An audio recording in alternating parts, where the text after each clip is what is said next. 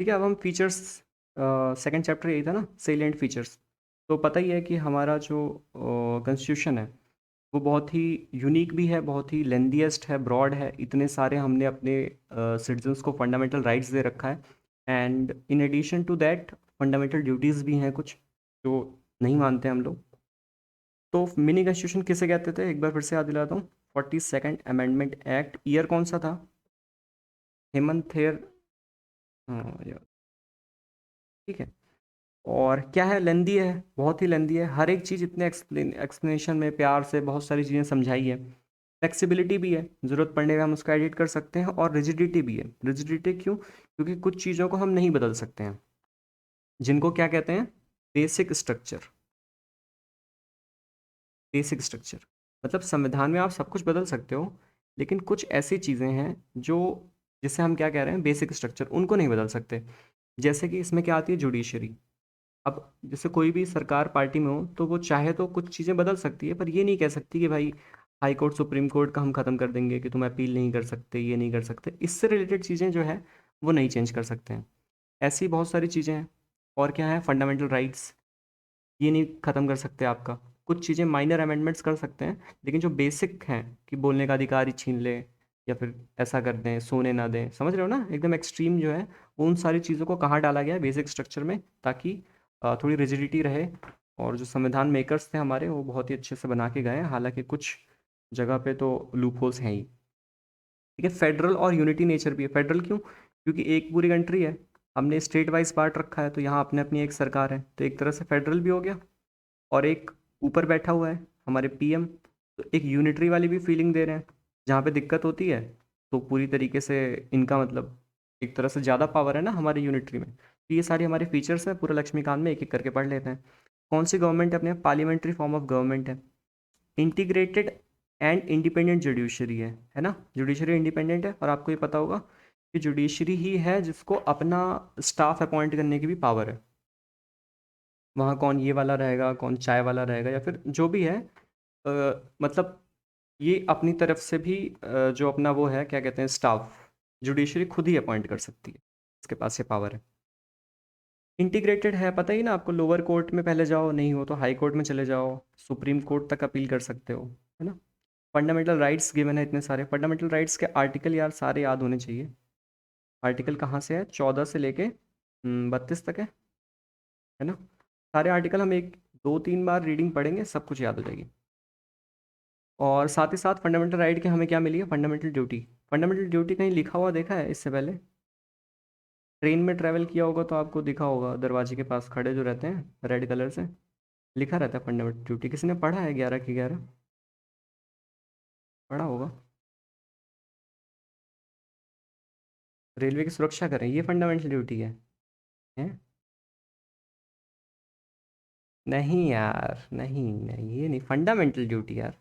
Fundamental duty में बहुत बढ़िया बढ़िया सामान, इस चीज़ें इसमें मेंशन है कि स्पिरिट ऑफ इंक्वायरी होनी चाहिए, और जो मॉन्यूमेंट्स हैं, पेड़ पौधे हैं, उनकी हमें प्रोटेक्शन करनी है।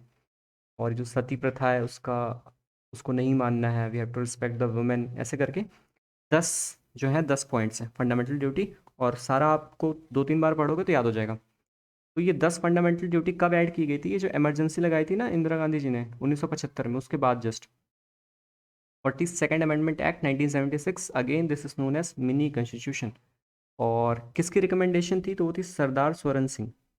सरदार, पढ़ ही लिया होगा ना जिसने, उसको तो रिवीजन सा लग रहा होगा। सरदार स्वरण सिंह जी की रिकमेंडेशन पे ये 10 फंडामेंटल ड्यूटी हमने ऐड की।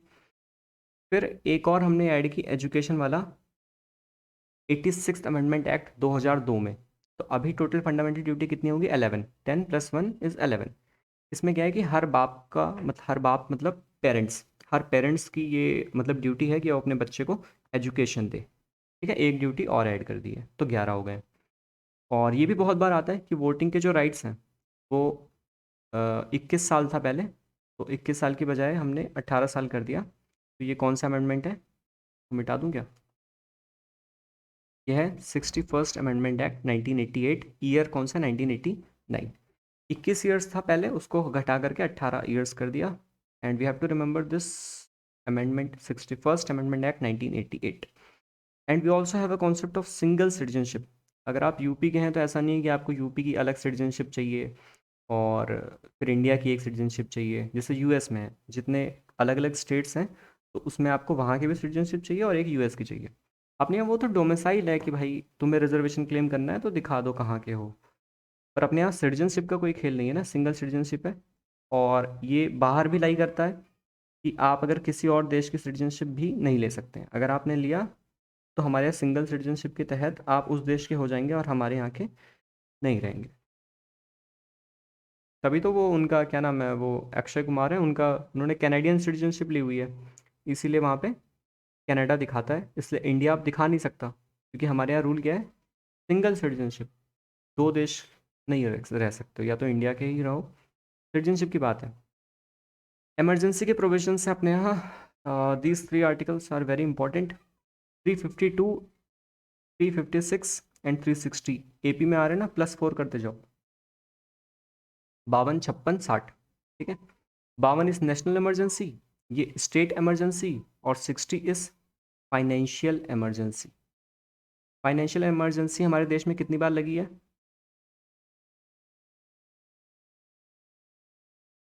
एनीवन? हमारे देश में फाइनेंशियल इमरजेंसी लगी है? हाँ हाँ, नहीं लगी, नहीं लगी। और ये वाली कितनी बार लगी है, स्टेट इमरजेंसी? बहुत बार लग गई है, और इसमें अभी भी क्वेश्चन आया सीडीएस इसी बार वाले में। हाँ सबसे, लेकिन क्या पूछा था, मणिपुर पहली बार पूछा था, ज़्यादा बार। हाँ सबसे पहली बार शायद पंजाब में लगा था। हाँ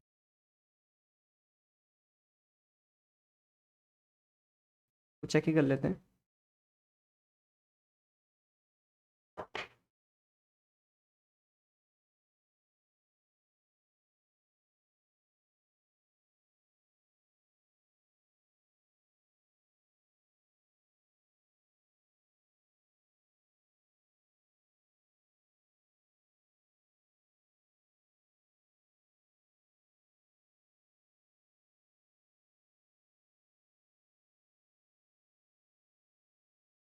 चलो ठीक है, इसका जो भी हो। हाँ ये रहा। President rule post maximum number of times in UP, while president rule was देखो maximum number of days in Punjab. यार ये तो कुछ और कह रहा है। Maximum number of times in UP, MHC की रिपोर्ट।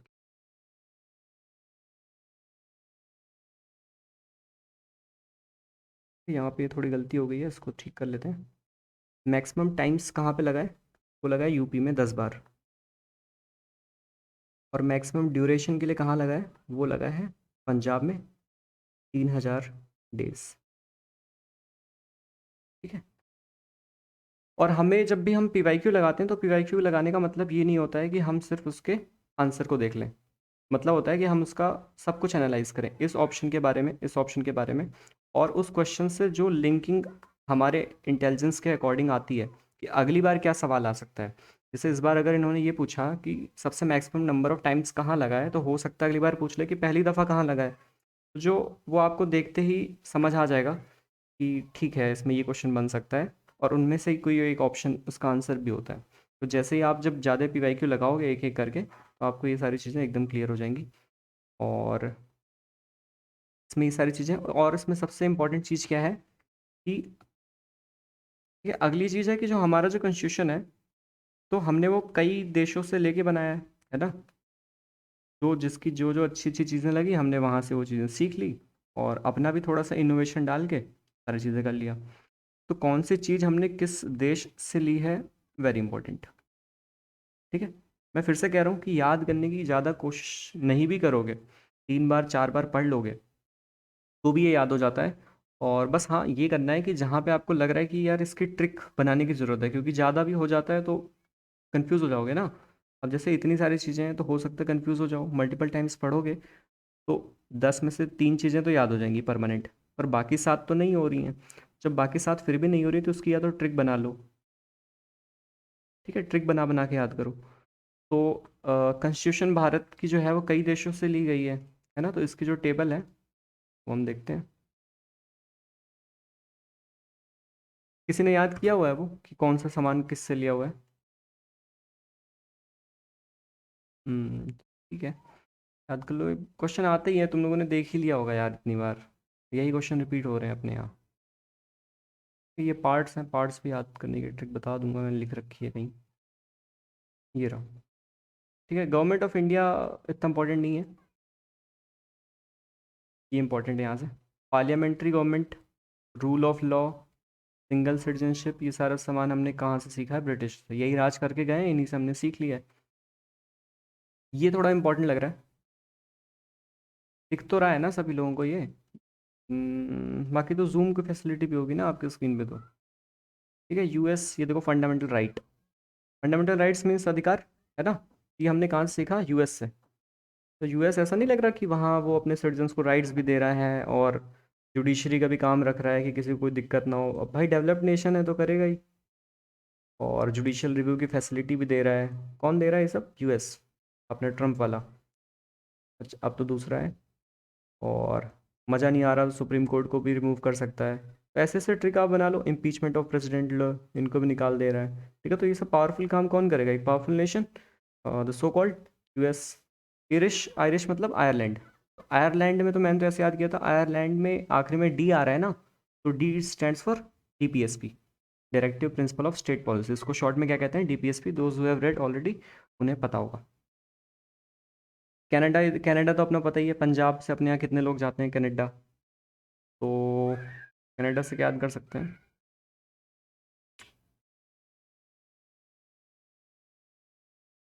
ऐसे याद कर लो यार, सारे इसमें सारे याद करने पड़ेंगे। एक दो चीज़ें हैं जो छोड़ सकते हो बस। हाँ बताओ।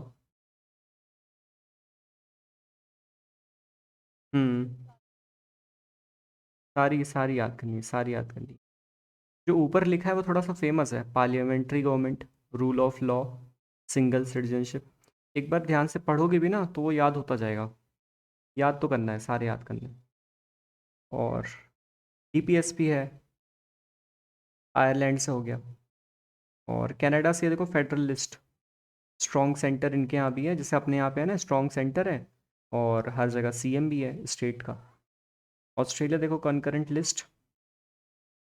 और ऑस्ट्रेलिया के देखो यहाँ पे ट्रेड आ रहा है ना बीच में, ट्रा, TRA दिख रहा है ना, तो ट्रा stands for trade. Freedom of trade हमने किससे सीखा है? ऑस्ट्रेलिया से लिया है। ठीक है। और जॉइंट सिटिंग, दो हाउस के बीच अगर कोई दुविधा हो जाती है लोकसभा और राज्यसभा में, तो उनकी जॉइंट सिटिंग कराते हैं। जॉइंट सिटिंग हमने कहाँ से लिया? ऑस्ट्रेलिया से। क्योंकि ऑस्ट्रेलिया से क्रिकेट मैच था तो चीटिंग हो गई। तो फिर दो लोग क्या किए कि ऐसा मैच वैच नहीं खेलेंगे, आराम से बैठ के बातचीत करते हैं। उसके बाद हमने देखा कि ट्रॉफी जो है वो हम ले लेंगे। तो हमने क्या किया? जॉइंट सिटिंग किया। कहाँ से लिया? ऑस्ट्रेलिया से। ये आलतू फालतू स्टोरी इसलिए ताकि लंबे टाइम तक याद रहे। जर्मनी से किस लिए लिया, क्या लिया? Suspension of fundamental right during emergency. Emergency के टाइम हम अपने फंडामेंटल राइट्स को क्या कर देंगे? सस्पेंड कर देंगे। तो जर्मनी से अपना कौन याद आता है? हिटलर। तो हिटलर था अपना खराब आदमी, तो ये वहीं से तो हमने सीखा है ना? ये तो ऐसे ही समझ आ रहा है। ये है रशिया। रशिया हमारा कितना अच्छा दोस्त है। तो दोस्त है तो देखो, दोस्त के प्रति कुछ हमारी ड्यूटीज़ भी होती हैं, तो ये फंडामेंटल ड्यूटीज़ हो गई। फ्रेंच से क्या याद आता है? रहने दो। हाँ ये याद आता है मुझे, लिबर्टी इक्वालिटी एंड फ्रेटर्निटी। अभी हमने पढ़ा ना कि इसका हमने कहाँ से लिया? फ्रेंच रेवोल्यूशन से, तो ये फ्रेंच हो जाएगा। और साउथ अफ्रीका, क्रिकेट अगर कोई देखता हो तो फिर से यहाँ साउथ अफ्रीका बन जाएगा कि बेचारे जीत नहीं पाते हैं। साउथ अफ्रीका क्रिकेट है ना, वर्ल्ड कप, डिविलियर्स वगैरह रोने भी लगे थे। तो ये लोग क्या करने की कोशिश कर रहे हैं? जोकर्स, हाँ। तो ये लोग कोशिश कर रहे हैं कि यार गेम में रूल में कुछ अमेंडमेंट कर दिया जाए जिससे कि ये जीत पाए। तो ये देखो प्रोसीजर फॉर अमेंडमेंट, अमेंडमेंट कर सकते हैं। ये प्रोसीजर हमने सीखा साउथ अफ्रीका से। और जापानी, इनसे हमने क्या सीखा है कि हर काम ये लोग देखो इतने लॉ के हिसाब से करते हैं ना। प्रोसीजर इस्टेब्लिश्ड बाय लॉ, एकदम प्यार से सीधे चलेंगे, आंग चांग करेंगे। तो ऐसे आप एक दो बार उसको पढ़ो और जहाँ ज़रूरत हो वो ट्रिक बनाओ और इसको याद करो। It is very important. तो मेरे ख्याल से ये 3 चैप्टर का हमने पूरी तरीके से देख लिया है, जो जो इम्पोर्टेंट चीज़ें हैं। और अब आप लोग बता दो, कोई डाउट, कोई दिक्कत, कुछ पूछना हो तो। आपको भी क्या याद करना है? शेड्यूल, वो वाली टेबल, बोरोड, और वहाँ पे क्या याद करने हैं? कॉन्स्टिट्यूशन असेंबली के 7 मेंबर हैं। और क्या याद करना है? Union committee 8। इसके अलावा तो बहुत सारी चीज़ें हैं, वो पढ़ते पढ़ते याद हो जाएंगी। लेकिन ये चीज़ें पढ़ते पढ़ते नहीं याद होंगी, क्योंकि ये मतलब पूरी एक सेट है ना। 12 ये हैं, 7-8 कंट्रीज़ के ये हैं, तो इसको आपको पढ़ के एक बार याद करने के मूड से एक बार याद कर लो, उसके बाद पढ़ते पढ़ते फिर वो याद होती जाएगी।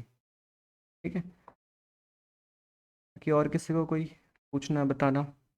और एफ कैट वाले जितने, उनका यार अब आज तो नहीं, आज तो काफ़ी टाइम हो गया, मैं एक क्लास एफ कैट का ले लूँगा।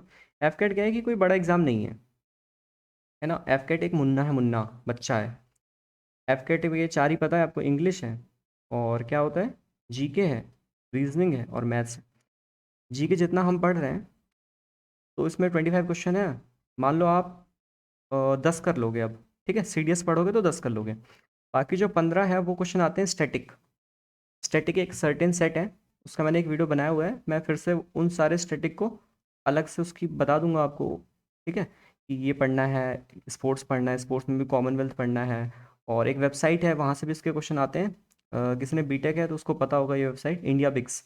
ठीक है, स्पोर्ट्स के क्वेश्चन सारे लगा लेना इंडिया बिक्स के, यहीं से क्वेश्चन उठा के डाल देते हैं।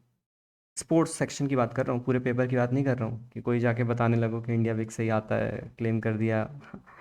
और इंग्लिश सेम, अगर उसकी पढ़ोगे, क्या नाम है, सीडीएस की, ये हो ही जाना है। रीजनिंग की 1-2 क्लास में ले लूँगा, छोटे छोटे रीजनिंग के क्वेश्चन है, एक बार सीखना है बस, मिल जाएगी। मैथ्स भी इसकी ईजी आती है, लेकिन जो अगर जिसको नहीं आता है टाइम एंड वर्क और ये सब, 1-2 क्लास में वो बता दूंगा, नहीं तो वीडियो वीडियो तो है ही। मैं एफकेट का अभी कल मैं एक क्लास ले लूँगा पर्टिकुलरली एफकेट के लिए, जो 3 ही लोग हैं ना शायद एफकेट में, तो ठीक है। बाकी अब आप लोग, बाकी और किसी को कुछ पूछना हो तो आप पूछ लो, क्योंकि जो, अच्छा नहीं, अटेम्प्ट्स वैसे मेरी, मैं तो कम कहूँगा 65 को। मैं हमेशा 85 के आसपास करके आता हूँ, इस बार तो शायद 90-90 करके है, मेरे को याद नहीं कितना किया है। मार्क्स तो ठीक आ जाते हैं मेरे, अटेम्प्ट्स थोड़े से ज़्यादा रखो यार इसमें। हाँ, ये बात अलग है, आपने जीके पढ़ा ही नहीं है तो कम ही रहेंगे। बाकी जीके एक सर्टेन टॉपिक्स हैं, बस एफकेट वही पूछता है, तो जीके पढ़ना पड़ेगा, उसके बाद बूस्ट हो जाएगा। एफकेट नहीं निकल रहा, इसका मतलब गलत अप्रोच चले गए हो ना। एफकेट तो यार इतना एफर्ट की भी ज़रूरत नहीं होती है। ठीक है, एफकेट मैं अपने स्कोर बताऊँ, मैं शुरू किया था तो मेरे कम थे, 176 के अराउंड थे, क्योंकि मैंने तब ये सारी चीज़ें पढ़ के गया था, टीडीएस वाली चीज़ें ना। पॉलिटी पढ़ा था मैंने, ज्योग्राफी पढ़ा, इकोनॉमिक्स पढ़ा, तो ये सारी चीज़ें तो ये पूछते ही नहीं है। मैं तो करंट अफेयर भी पढ़ के गया था 6 महीने के। एफकेट ये सब तो पूछता नहीं है, तो बाद में पता चला। उसके बाद जब मुझे समझ आया कि अच्छा जीके का सर्टेन सेट ऑफ ये लोग पूछते हैं, तो फिर मैं पढ़ के जाने लगा, तो फिर हो गया वो 200। ये मेरे ख्याल से मेरे तीसरी बार 200 समथिंग आया, 218 पॉइंट कुछ आया है, कितना है, ऐसी कुछ है। एफकेट का तो बहुत ही आसान है, एक पर्टिकुलर चीज़ें पढ़नी है जीके में, और मैथ्स और रीजनिंग के क्वेश्चन करने हैं। Okay, thank you, bye bye.